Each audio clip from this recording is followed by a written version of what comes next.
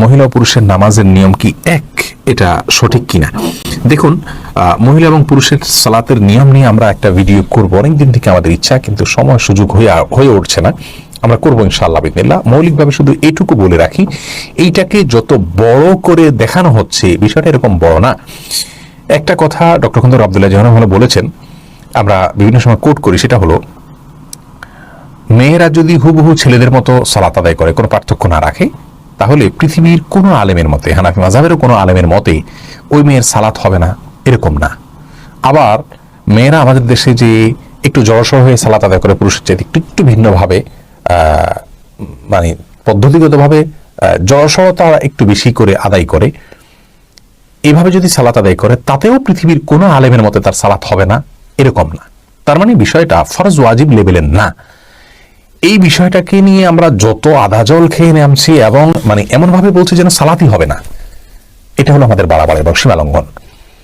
তবে মৌলিকভাবে এই বিষয়ে দায়িক বিভিন্ন আলোচনা এনে আমরা কথা বলবো, আল্লাহ চাহেন তো। এইটুকু শুধু বলতে পারি যে আসলে সমস্ত দলিলগুলো পর্যালোচনা করলে আমার কাছে অন্তত যেটি মনে হয় তা হলো, মেয়েরা ছেলেদের চাইতে পদ্ধতিগতভাবে ভিন্ন কোনো পদ্ধতিতে সালাত আদায় করবে, এরকম কোনো আলাদা কোনো শক্তিশালী কোনো প্রমাণ খুব বেশি পাওয়া যায় না। তবে হ্যাঁ, সৃষ্টিগত তাদের শারীরিক অবকাঠামোর কারণে তারা কিছুটা জড়সড় থাকবেন, এই বিষয়টি বিভিন্ন আসার থেকে যেমন বোঝা যায়, এবং সমকালীন বিশ্বের এমনকি সৌদি আরবের সর্বোচ্চ পরিষদের অনেক ওলামায়ে কেরাম, বড় বড় কেবার ওলামাদের মধ্যে থেকে অনেকেরও পরামর্শ দেখা যায়। কিন্তু তার মানে এই না যে পদ্ধতিটাকেই পৃথক করে দিবে সম্পূর্ণ। মূল বিষয় হলো যে এটাকে নিয়ে খুব বেশি টেনশন করার মতো, হ্যাঁ অবশ্যই আমরা পদ্ধতি জানবো সঠিক বেঠিক, সেটা তো বটেই, কিন্তু এটাকে নিয়ে এমন টেনশন করা উচিত না যে সালাত হবে কি হবে না, এরকম পর্যায়ে যাওয়া উচিত নয়। আমরা ইনশাআল্লাহ এটা নিয়ে পৃথক কোনো ভিডিওতে বিস্তারিত বলবো, আশা করি সেখানে খোলাসা হবে ইনশাআল্লাহ। প্রশ্নটা করা হয়েছে, সালা আদায় করার সময় পুরুষ এবং মহিলাদের সালা আদায়ের নিয়মটা আলাদা কেন? আমি আগেও বলেছি যে বাজারে অনেক বই পাবেন যেখানে সালা আদায়ের বিভিন্ন নিয়ম কানুন দেওয়া আছে। বেশিরভাগ বইয়েই আলাদা একটা অধ্যায় থাকে যে মহিলারা কিভাবে সালা আদায় করবে, পুরুষরা কিভাবে সালা আদায় করবে, আর সেখানে নিয়মগুলো আলাদা।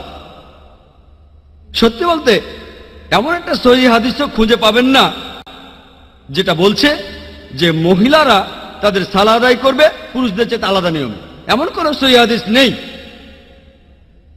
আর আপনারা যদি সহিহ বুখারী পড়েন 1 নম্বর খণ্ডে সালার বিভিন্ন বৈশিষ্ট্যের কিতাবে 63 নম্বর অধ্যায়ে উম্মে আদ-দারদা রাদিয়াল্লাহু তাআলা আনহা, তিনি তাশাহুদে বসেছিলেন পুরুষদের মতো করে, আর তিনি ছিলেন এমন একজন যিনি ধর্মীয় বিষয়ে যথেষ্ট জ্ঞান রাখতেন।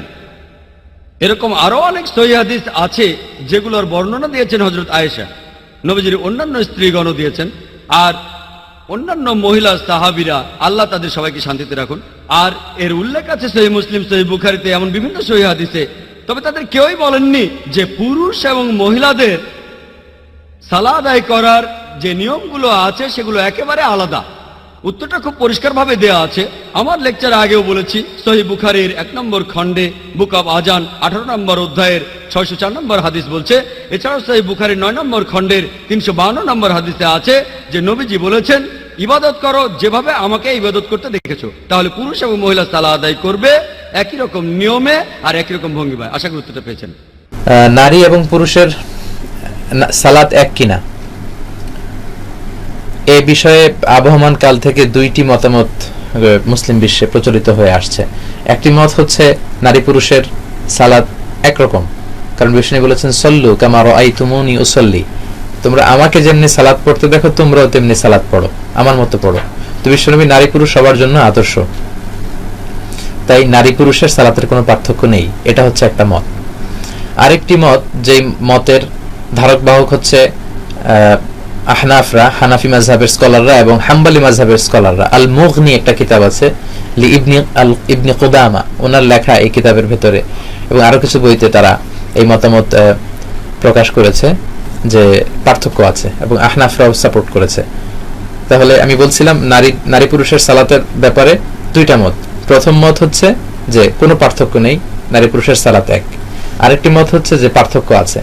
তারা দলিল হিসেবে এনেছে যে নারীদের পার্থক্য আছে এই কারণে নারীরা ইমাম হতে পারে না, সালাতের ইমাম হবে পুরুষেরা। কোনো কারণে যদি নারীরা ইমাম হয়ও পুরুষ পেছনে থাকতে পারবে না, শুধু নারীদের নামাজে নারীরা ইমাম হতে পারবে in case of emergency. Umme Salama, Ayesha রাদিয়াল্লাহু আনহা, বিশ্বনবীর স্ত্রীরা মাঝে মাঝে জোহরের সালাতে আসরের সালাতে ইমামতি করেছেন। এটা ইন কেস অফ ইমার্জেন্সি, এটা তাদের সব সময়ের আমল না।